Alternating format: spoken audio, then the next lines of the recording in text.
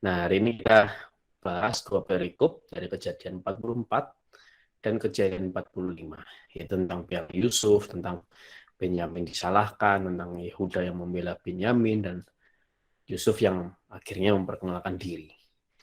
Sebelum kita mulai Jazz malam hari ini, kita mau doa. Kita mau sampaikan syahadat Rasuli, pengakuan iman Rasuli kita, pengakuan iman Indonesia Konstantinopel. Mari kita buka dengan tanda kemenangan dalam nama Bapa dan Putra dan Roh Kudus. Amin.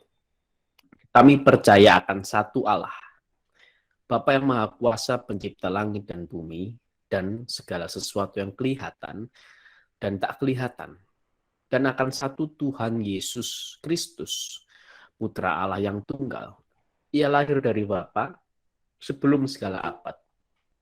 Allah dari Allah, terang dari terang, Allah benar dari Allah benar. Ia dilahirkan, bukan dijadikan. Sehakikat dengan Bapa, segala sesuatu dijadikan olehnya. Ia turun dari surga untuk kita manusia dan untuk keselamatan kita. Dan ia menjadi daging oleh Roh Kudus dari perawan Maria dan menjadi manusia. Ia pun disalibkan untuk kita. Waktu Pontius Pilatus ia wafat, kesengsaraan, dan dimakamkan. Pada hari ketiga ia bangkit menurut kitab suci. Ia naik ke surga, duduk di sisi Bapa.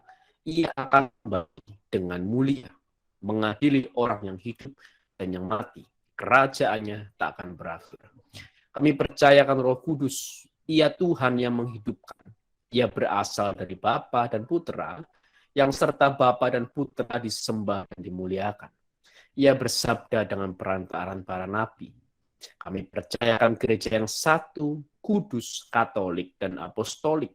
Kami mengakui satu pembaptisan akan penghapusan dosa. Kami menantikan kebangkitan orang mati dan hidup di akhirat. Amin.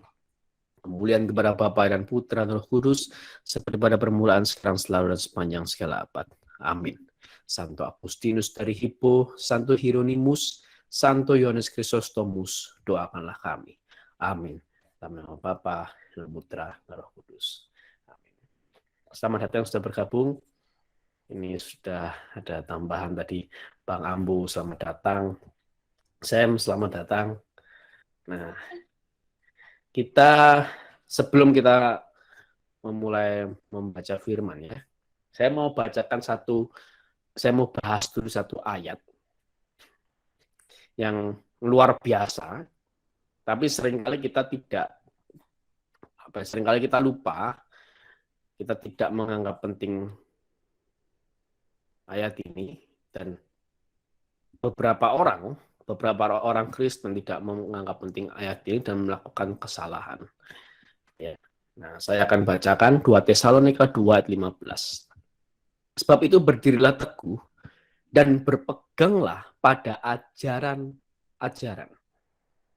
yang kamu terima dari kami, dari para rasul ya maksudnya ya, baik secara lisan maupun secara tertulis.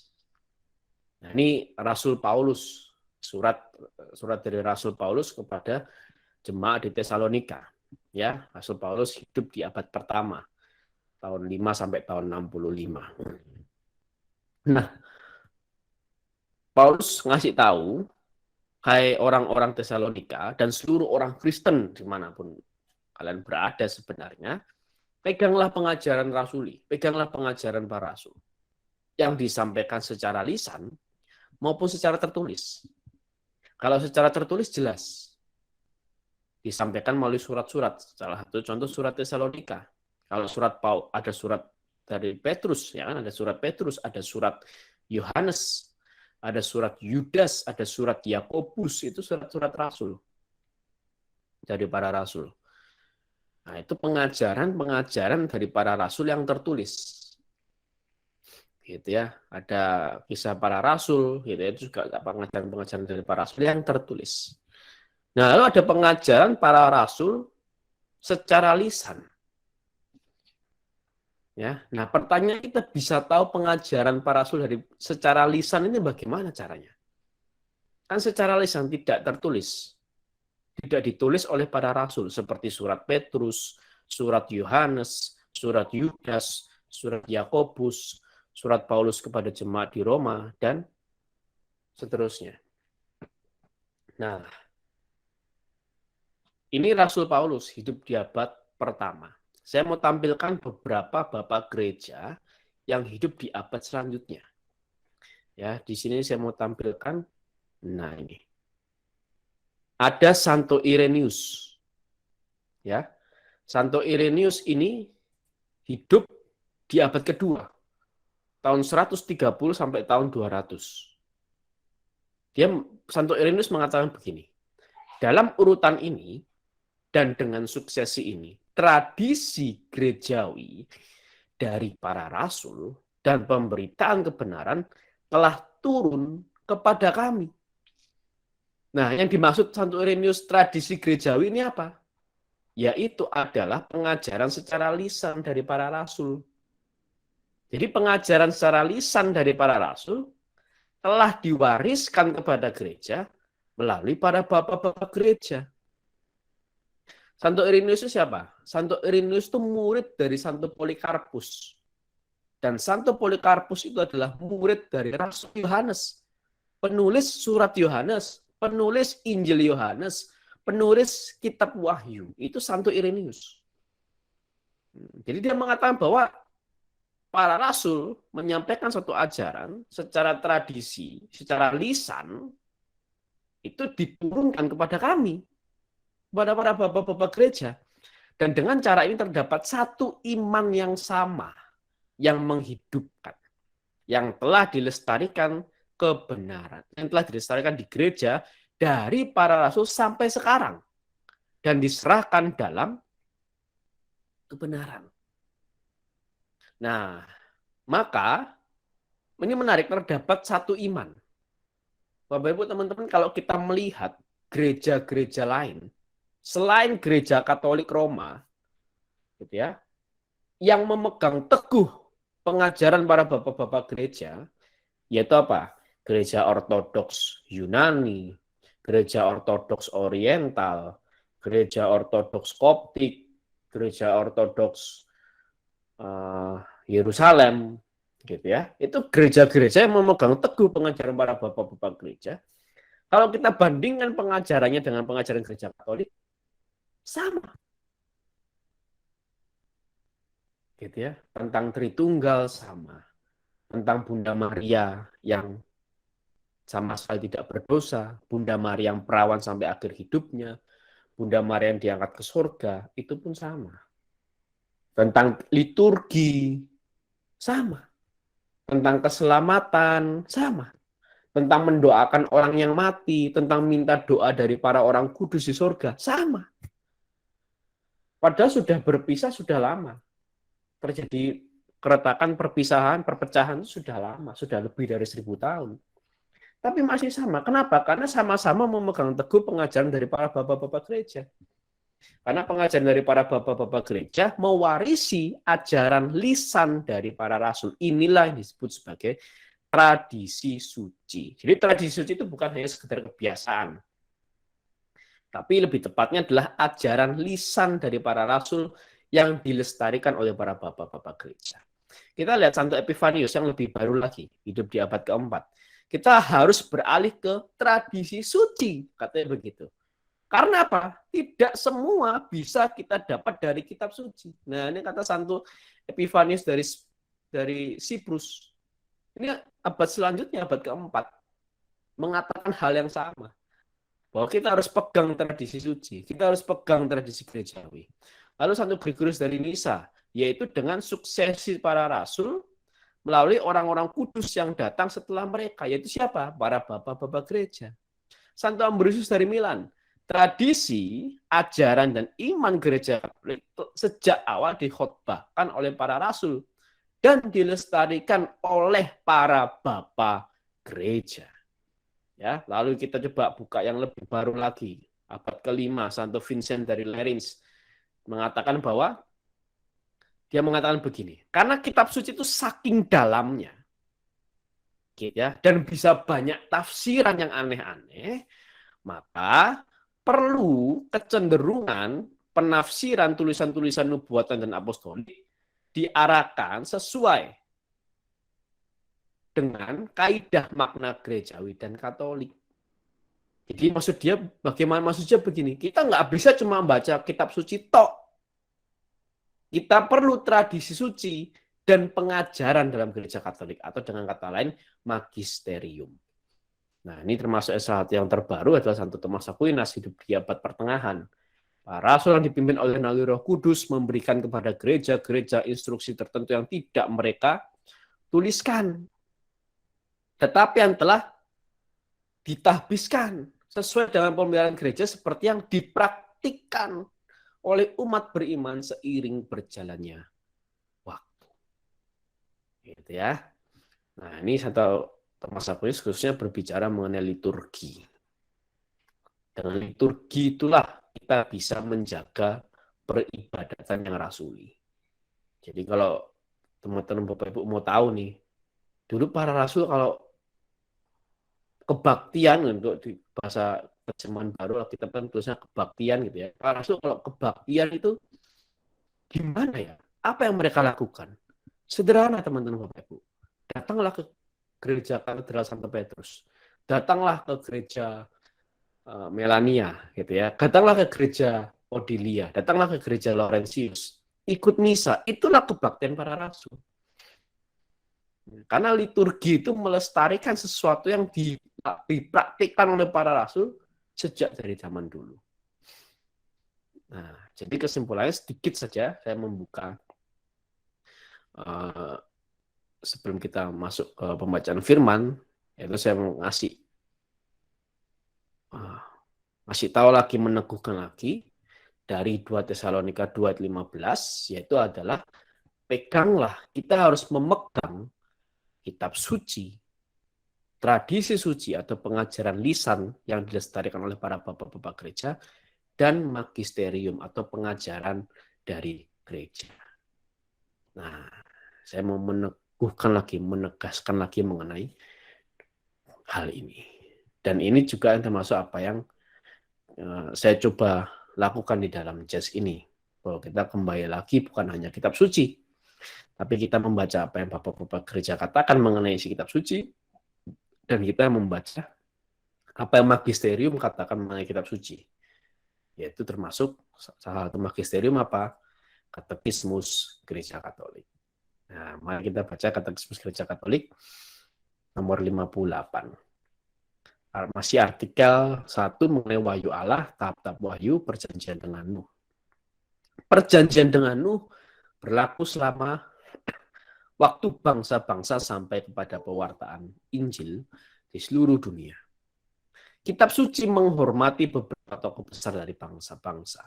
Abel yang adil, raja dan imam Melkisedek sebagai lambang Kristus, Nuh, Daniel, dan Ayub yang adil.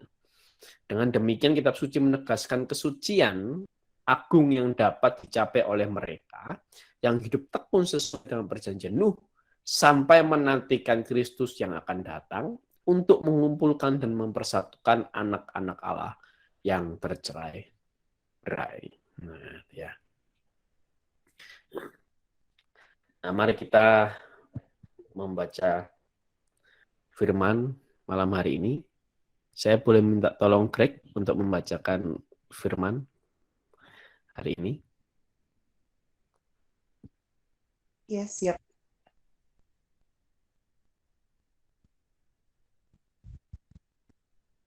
Dari kitab mana ya?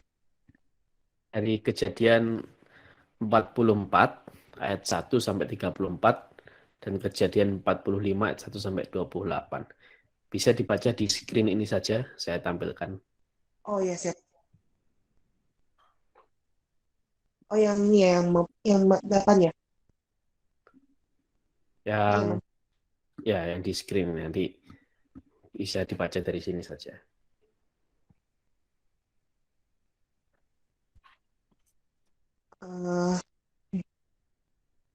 Belum muncul ya? Oh, belum muncul ya? Belum muncul. Yang lain sudah muncul belum ya? Belum Mas, ini masih katekismus. Oh, sebentar.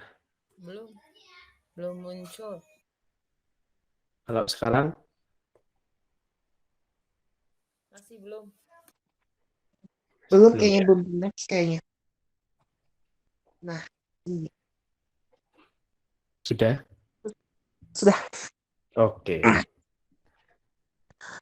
Sesudah itu diperintahkannyalah kepada kepala rumahnya, isilah karung orang-orang itu dengan gandum, seberapa yang dapat dibawa mereka, dan letakkanlah uang masing-masing di dalam mulut karungnya.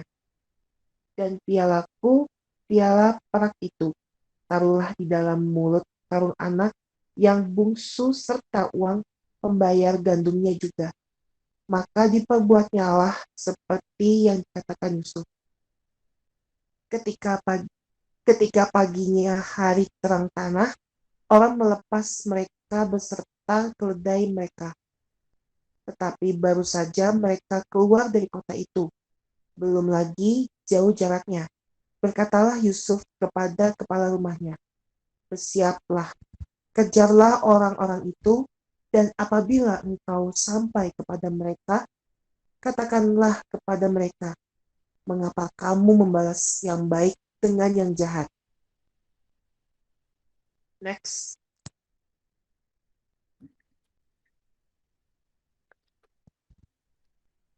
Sudah keluar belum? Oh, Sudah.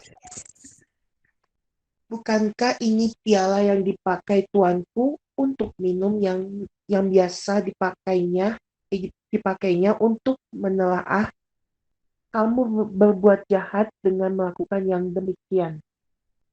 Ketika sampai kepada mereka, diberitakannya kepada mereka perkataan Yusuf itu. Jawab mereka kepadanya, mengapa tuanku mengatakan perkataan yang demikian? Jauhlah daripada hamba-hambamu ini untuk berbuat begitu. Bukankah uang yang kami dapati di dalam mulut karung kami telah kami bawa kembali kepadamu dari tanah Kanaan? Masakan kami mencuri emas atau perak dari rumah tuanmu? Pada siapa dari hamba-hambamu ini kedapatan piala itu, biarlah ia mati, juga kami ini akan menjadi budak tuanku. Next.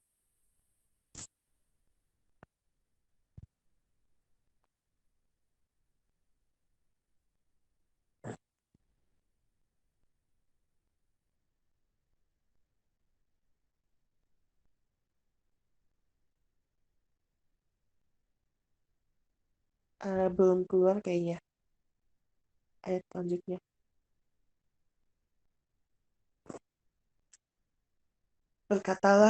Sesudah itu berkatalah ia, ya, usulmu itu baik, tetapi pada siapa kedapatan piala itu, hanya dialah yang akan menjadi budakku, dan kamu yang lain itu akan bebas dari salah. Lalu segeralah mereka masing-masing menurunkan karungnya ke tanah dan masing-masing membuka karungnya. Dan kepala rumah itu memeriksa dengan teliti. Ia mulai dengan yang sulung sampai kepada yang bungsu. Maka kedapatanlah piala itu dalam karung Benyamin. Lalu mereka menggoyahkan jubahnya dan masing-masing memuati keledainya, dan mereka kembali ke kota. Ketika Yehuda dan saudara-saudaranya sampai ke dalam rumah Yusuf, Yusuf masih ada di situ. Sujudlah mereka sampai ke tanah di depannya. Berkatalah Yusuf kepada mereka, perbuatan apakah yang kamu lakukan ini? Tidaklah kamu tahu bahwa seorang yang seperti aku ini pasti dapat menelaah. Sesudah itu berkatalah Yehuda, apakah yang akan kami katakan kepada tuanku apakah yang akan kami jawab? Dan dengan apakah kami akan membenarkan diri kami? Allah telah memperlihatkan kesalahan hamba-hambamu ini. Maka kami ini, budak tuankulah kami, baik kami maupun orang pada siapa kedapatan piala itu. Tetapi jawabnya, jauhlah daripadaku untuk berbuat demikian. Pada siapa kedapatan piala itu, dialah yang akan menjadi budakku. Tetapi kamu ini, pergilah kembali dengan selamat kepada ayahmu. Lalu tampillah Yehuda mendekati dan berkata, mohon bicara tuanku, izinkanlah kiranya hambamu ini mengucapkan sepatah kata kepada tuanku, dan janganlah kiranya bangkit amarahmu terhadap hambamu ini, sebab tuanku adalah seperti Firaun sendiri. Tuanku telah bertanya kepada hamba-hambanya ini, masih adakah ayah atau saudara kamu? Dan kami menjawab tuanku, kami masih mempunyai ayah yang tua dan masih ada anaknya yang muda, yang lahir pada masa tuanya. Kakaknya telah mati, hanya dia sendirilah yang tinggal dari mereka yang seibu. Sebab itu, ayahnya sangat mengasihi dia. Lalu tuanku berkata kepada hamba-hambamu ini, bawalah dia kemari kepadaku, supaya mataku memandang dia. Tetapi jawab kami kepada tuanku, anak itu tidak dapat meninggalkan ayahnya, sebab jika ia meninggalkan ayahnya, tentulah ayah ini mati. Kemudian tuanku berkata kepada hamba-hambamu ini, jika adikmu yang bungsu itu tidak datang kemari bersama-sama dengan kamu, kamu tidak boleh melihat mukaku lagi. Setelah kami kembali kepada hambamu, ayahku, maka kami memberitahukan kepadanya perkataan tuanku itu. Kemudian ayah kami berkata, kembalilah kamu membeli sedikit bahan makanan bagi kita. Tetapi jawab kami tidak dapat pergi ke sana. Jika adik kami yang bungsu bersama-sama dengan kami, barulah kami akan pergi ke sana. Sebab kami tidak boleh melihat muka orang itu apabila adik kami yang bungsu tidak bersama-sama dengan kami. Kemudian berkatalah hambamu, ayahku, kepada kami, kamu tahu bahwa istriku telah melahirkan 2 orang anak bagiku. Yang seorang telah pergi daripadaku, dan aku telah berkata, tentulah ia diterkam oleh binatang buas, dan sampai sekarang tidak melihat dia datang.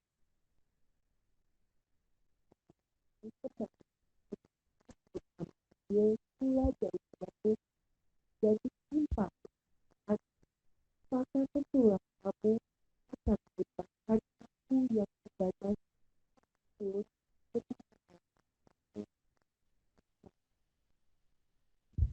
maka sekarang apabila aku datang kepada hambamu, ayahku, dan tidak ada bersama-sama dengan kami itu, padahal ayahku tidak dapat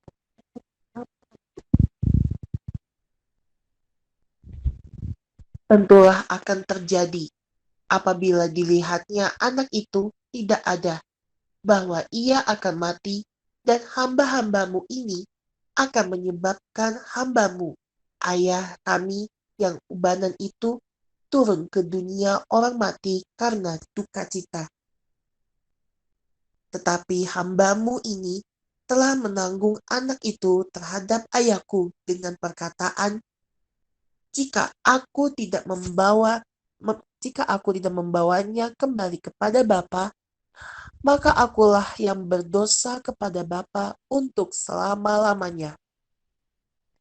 Oleh sebab itu, baiklah, hambamu ini tinggal menjadi budak tuanku, menggantikan anak itu, dan biarlah anak itu pulang bersama-sama dengan saudara-saudaranya.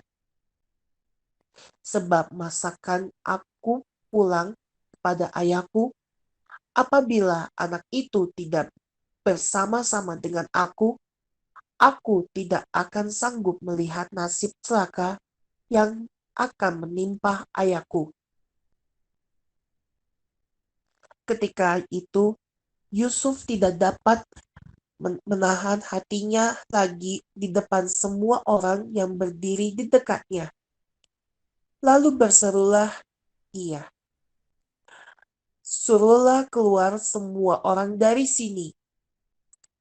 Maka tidak ada seorang pun yang tinggal di situ bersama-sama dengan Yusuf. Ketika ia memperkenalkan dirinya kepada saudara-saudaranya. Setelah itu, menangislah ia keras-keras, sehingga kedengaran kepada orang Mesir dan kepada seisi istana Firaun. Dan ketika Yusuf berkata kepada saudara-saudaranya, "Akulah Yusuf, masih hidupkah Bapa?" Tetapi saudara-saudaranya tidak dapat menjawabnya, sebab mereka takut dan gemetar menghadapi dia. Lalu kata Yusuf kepada saudara-saudaranya itu, "Marilah dekat-dekat." Maka mendekatlah mereka. Katanya lagi, "Akulah Yusuf saudaramu yang kamu jual ke Mesir. Tetapi sekarang janganlah bersusah hati dan janganlah menyesali diri karena kamu menjual aku ke sini. Sebab untuk memelihara kehidupanlah Allah menyuruhku aku mendahului kamu. Karena telah 2 tahun ada kelaparan dalam negeri ini, dan selama 5 tahun lagi orang tidak akan membajak atau menuai. Maka Allah telah menyuruh aku mendahului kamu untuk menjamin kelanjutan keturunanmu di bumi ini, dan untuk memelihara hidupmu, sehingga sebagian besar daripadamu tertolong. Jadi, bukankah kamu yang menyuruh aku ke sini? Tetapi Allah, Dialah yang telah menempatkan aku sebagai bapa bagi Firaun dan tuan atas seluruh istananya dan sebagai kuasa atas seluruh tanah Mesir. Segeralah kamu kembali kepada bapa dan katakanlah kepadanya, beginilah kata Yusuf anakmu, Allah telah menempatkan aku sebagai tuan atas seluruh Mesir. Datanglah mendapatkan aku, janganlah tunggu-tunggu. Engkau akan tinggal di tanah Goshen dan akan dekat kepadaku. Engkau serta anak dan cucumu, kambing domba dan lembu sapimu, dan segala milikmu. Di sanalah aku memelihara engkau, sebab kelaparan ini masih ada 5 tahun lagi, supaya engkau jangan jatuh miskin bersama seisi rumahmu dan semua orang yang ikut serta dengan engkau. Dan kamu telah melihat dengan mata sendiri, dan saudaraku Benyamin juga, bahwa mulutku sendiri mengatakannya kepadamu.